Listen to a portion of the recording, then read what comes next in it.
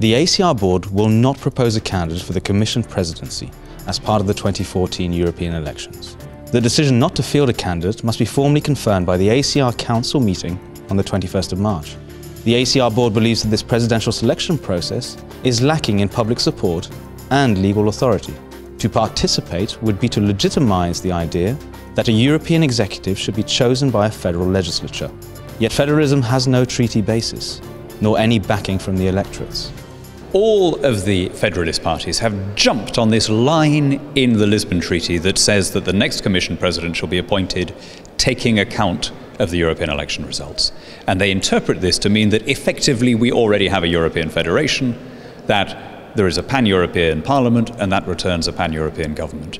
We don't believe that that vision has any popular support, nor actually do we believe that it really has a proper legal base in the treaties. So we are standing for those tens of millions, maybe hundreds of millions of people around Europe who don't want to be citizens of a federal Europe, who have never been asked whether they consent to this process, and who still owe their chief loyalty to their national institutions and procedures.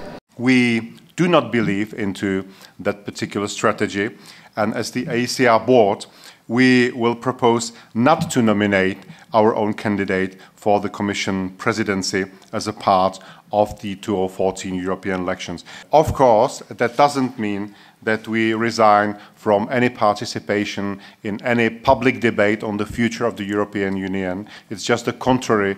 We will be asking for equal and fair participation that will allow us to present our vision of Europe and our attitude towards this particular selection procedure that has been just described here.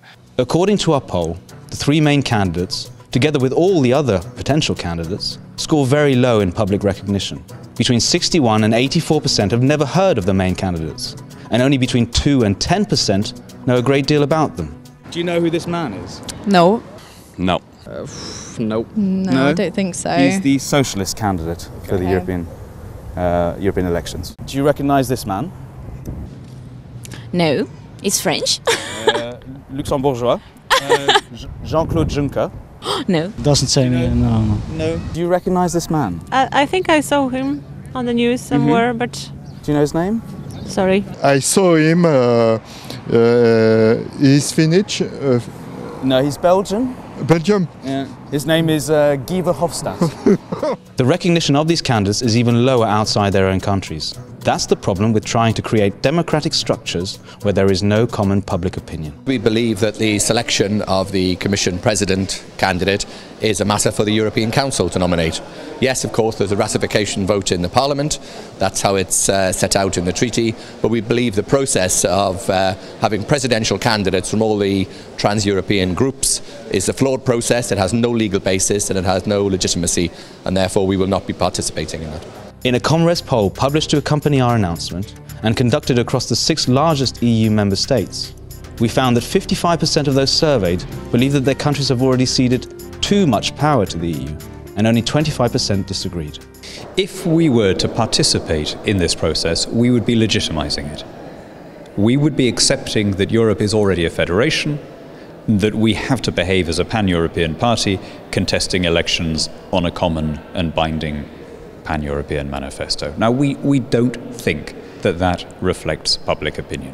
When people go and vote in Denmark, in the Czech Republic, in Portugal, in Romania, they're not saying, Schulz or Verhofstadt, they're not even aware of the links between their candidates and these pan-European parties. This whole thing is a pretense without any basis in public support whatever.